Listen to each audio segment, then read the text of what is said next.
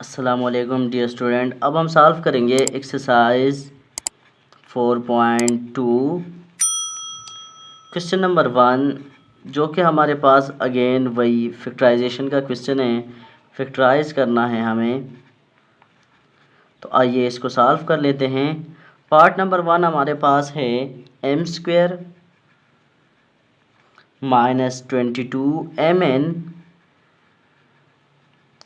और plus 72n²। ये हमारे पास पार्ट नंबर 1 है, तो आइए इसको सॉल्व करते हैं। इससे पहले मैं क्वेश्चन नंबर 5 और 6 एक्सरसाइज 4.1 में ये एक्सप्लेन कर चुका हूँ कि इस टाइप के क्वेश्चन कैसे सॉल्व करेंगे। हम फर्स्ट का जो कोफिशिएंट है और लास्ट का जो कोफिशिएंट है, इन दो को मल्टीप्लाई करेंगे। तो फर्स्ट का कोफिशिएंट यहाँ पर 1 है m² का, और लास्ट जो है 72, इसका कोफिशिएंट यहाँ पर n², इसका कोफिशिएंट जो है वो 72 है। तो अगर आप मल्टीप्लाई करें 1 मल्टीप्लाई बाई 72, तो इसका आंसर आता है 72। अब हमने 72 के फैक्टर ढूंढने हैं कि किन दो नंबरों के मल्टीप्लिकेशन से हमारे पास 72 बनता है। तो मैं लिख लेता हूँ, एक हमारे पास 8 और 9 है, 8 मल्टीप्लाई बाई 9 72 होता है। एक और फैक्टर निकाल लेते हैं। 72 का एक फैक्टर हमारे पास होता है 18 मल्टीप्लाई बाई 4, ये भी हमारे पास 72 होता है। इसके अलावा भी हमारे पास 72 के फैक्टर मौजूद हैं। 36 मल्टीप्लाई बाई 2, वो भी फैक्टर मौजूद हैं। तो जब हमने फैक्टर निकाल लिए हैं, हम अपने इन फैक्टरों को ऐसे अरेंज करेंगे कि इनको ऐड करें तो मिडल टर्म आ जाए। इसको अगर आप देख लें 9 + 8 17 होता है, जबकि मिडल टर्म में -22 मौजूद है, लिहाजा हम इस वाले फैक्टर को नहीं ले सकते। इधर अगर आप लोग देख लें 18 + 4 तो 22 आता है, और 22 मिडल टर्म में मौजूद है, तो हम इस वाले फैक्टर को लेके चलेंगे। अब देखिए इसको लिख लेते हैं m² माइनस 22mn के बजाय लिख लेंगे 18mn और -4mn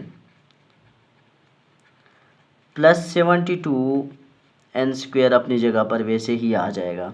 इन दोनों को ऐड करें तो 18 4 आपके पास 22 होता है, और mn भी साथ वैसे ही आ जाएगा।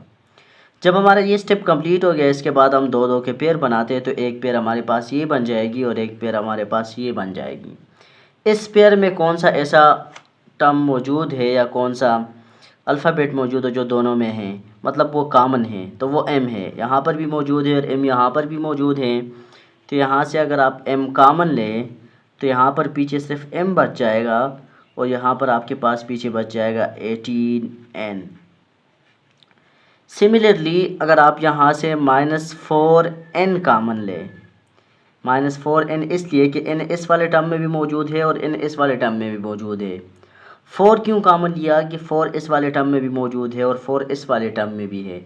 72 के अंदर भी 4 मौजूद होता है, तो यहाँ पर से हमारे पास बच जाएगा m-18n।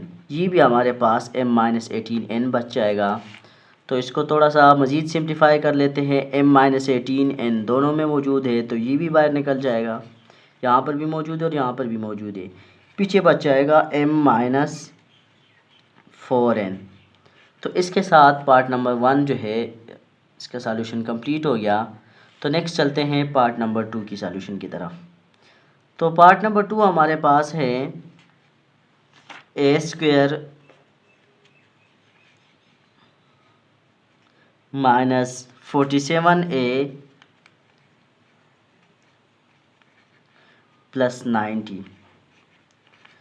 अगेन सेम वही पुराना कंसेप्ट है, हमने इसको फैक्टराइज करना है, और मैंने फैक्टराइजेशन का तरीका आपको बताया हुआ है कि फ़र्स्ट और लास्ट का कोफिशिएंट मल्टीप्लाई करें। तो a² का कोफिशिएंट 1 है, और यहाँ पर तो फिक्स कांस्टेंट नंबर है 90, तो इनको मल्टीप्लाई कर लेते हैं। 1 multiply by 90 is equal to 90। अब हमने 90 के वो फैक्टर ढूंढने हैं जिनको हम मल्टीप्लाई करें तो 90 आ जाए, और ऐड करें तो -47 आ जाए। तो ऐसे कौन से दो फैक्टर है जिनको हम मल्टीप्लाई करें तो 90 आ जाए और ऐड करें तो -47 आ जाए। वो है 45 मल्टीप्लाई बाई 2। 45 मल्टीप्लाई बाई 2 होता है 90, और 45 और 2 को ऐड करें तो बनता है 47। तो इसको लिख लेते हैं a² -45a -2a और +90, ये अपनी जगह पर वैसे आ जाएगा। जब हमारे पास ये फैक्टर आपको मिल गए हैं तो जस्ट इसको ब्रेकअप करके इसकी जगह इसके फैक्टर लिख ले, बाकी इसमें कोई डिफरेंस नहीं है।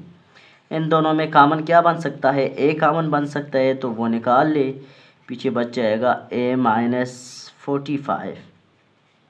इन दोनों में कॉमन क्या बन सकता है, -2 कॉमन मौजूद है, क्योंकि a कॉमन नहीं ले सकते आप। a तो इस वाले टर्म में मौजूद है लेकिन इसमें a मौजूद नहीं है। 2 अगर आप कॉमन ले तो यहाँ पर से आपके पास a बच जाएगा, और 2 कितने ज़ार 90 होता है, 2 45 ज़ार 90 होता है, तो यहाँ पर भी आपके पास 45 आ जाए। अब मैंने यहाँ पर सिंबल प्लस का डाला है, सिंबल प्लस का नहीं आएगा, सिंबल माइनस का आएगा। पिछले क्वेश्चनों में मैं ये बता चुका हूँ कि जब माइनस ब्रैकेट के बाहर आप कॉमन लेते हैं तो अंदर वाले सिंबल ऑटोमेटिकली चेंज हो जाते हैं, ये माइनस आ जाएगा। नेक्स्ट स्टेप में देख लेते हैं, a -45 दोनों में मौजूद है, यहाँ पर भी है और यहाँ पर भी है, तो इसको निकाल ले बाहर, तो पीछे बच जाएगा a -2। तो इसके साथ पार्ट नंबर 2 का सॉल्यूशन जो है वो भी कंप्लीट हो गया। अब हम चलते हैं नेक्स्ट पार्ट नंबर 3 की सॉल्यूशन की तरफ। तो पार्ट नंबर 3 हमारे पास है -16 -10k -k²। ये पार्ट नंबर 3 है। सेम वही कंसेप्ट है कि हम कोफिशिएंट ऑफ फर्स्ट और लास्ट को मल्टीप्लाई करेंगे।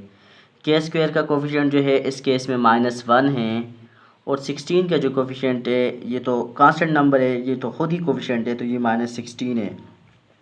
तो अगर हम मल्टीप्लाई करें तो ये बन जाएगा -16 multiply by -1 which is equal to +16। तो अब आंसर हमारे पास आ गया +16। अब 16 के हमने वो फैक्टर ढूंढने हैं जिनको हम मल्टीप्लाई करें तो 16 आ जाए और इनको हम ऐड करें तो 10 आ जाए। तो वो फैक्टर कौन से है, वो है 8 मल्टीप्लाई बाई 2। 8 2 ज़ार 16 होता है, और 8 और 2 को ऐड करें तो -10 बनता है। तो कर लेते हैं, ये बनता है -16 -10 के बजाय लिख लेते हैं -8 के और -2 के। दोनों के साथ माइनस इसलिए आएगा क्योंकि 10 के साथ माइनस है, दोनों ऐड होके माइनस ही बनेगा, और लास्ट में -k² अपनी जगह पर वैसे ही आ जाएगा। अब हम जोड़े बनाएंगे, एक जोड़ा ये बन जाएगा और एक जोड़ा ये बन जाएगा।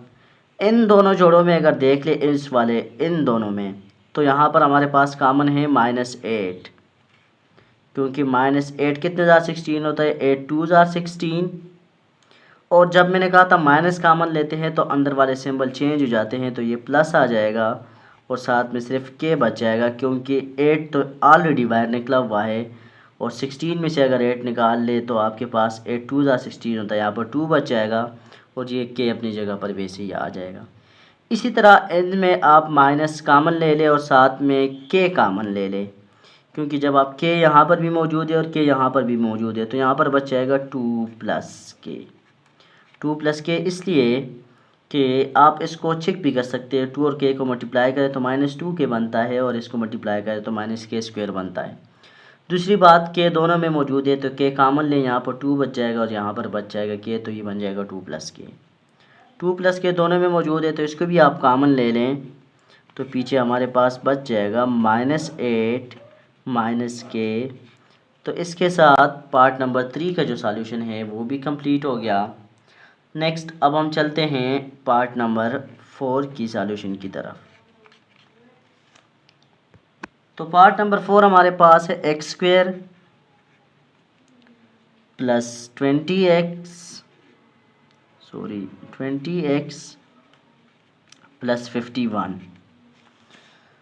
अगेन सेम टू सेम वही कंसेप्ट है कि हमने फर्स्ट और लास्ट जो हैं इसके कोफिशिएंट मल्टीप्लाई करने हैं, तो यहाँ पर 51 है और यहाँ पर 1 है, तो 1 मल्टीप्लाई बाय 51 को अगर आप मल्टीप्लाई करें तो ये 51 ही बनता है।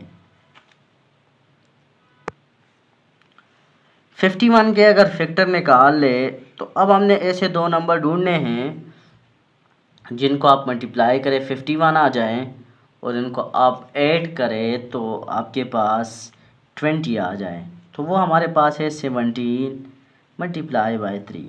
दोनों को मल्टीप्लाई करें 17 3 जार 51 होता है, और 17 और 3 को ऐड करें तो 20 ही बनता है। इसको लिख लेते हैं एक्स स्क्वेयर प्लस 20 की जगह लिख लेते हैं 17x और प्लस 3x प्लस 51 अपनी जगह पर वैसे ही आ जाएगा। नेक्स्ट स्टेप में लिख लेते हैं इन दो में कामन लिख लेते हैं और इन दो में कामन ले लेते हैं। इन दो में कामन अगर आप ले ले x तो पीछे बच जाएगा x प्लस 17। इसी तरह अगर आप इन दो में कामन ले ले तो 3 दोनों में कामन आ जाए, क्योंकि 3 अपने टेबल में भी मौजूद होता है, इस वाले टर्म में भी 3 मौजूद है, और 3 51 वाले में भी मौजूद है, क्योंकि 3 17 जार 51 होता है। तो यहाँ से अगर आप 3 कामन लें तो यहाँ पर x बच जाएगा प्लस यहाँ पर आपके पास 17 बच जाएगा। आप इसको चेक करें, 3 मल्टीप्लाई बाय x 3x और 3 मल्टीप्लाई बाय 17 51। नेक्स्ट हमारे पास आ जाएगा x प्लस 3 और साथ में आ जाएगा x प्लस 17। मतलब जो दोनों में कामन है तो x प्लस 17 है, और जो पीछे बचेगा तो x प्लस 3 है। तो पार्ट नंबर जो 4 है उसका सोल्यूशन भी कंप्लीट हो गया।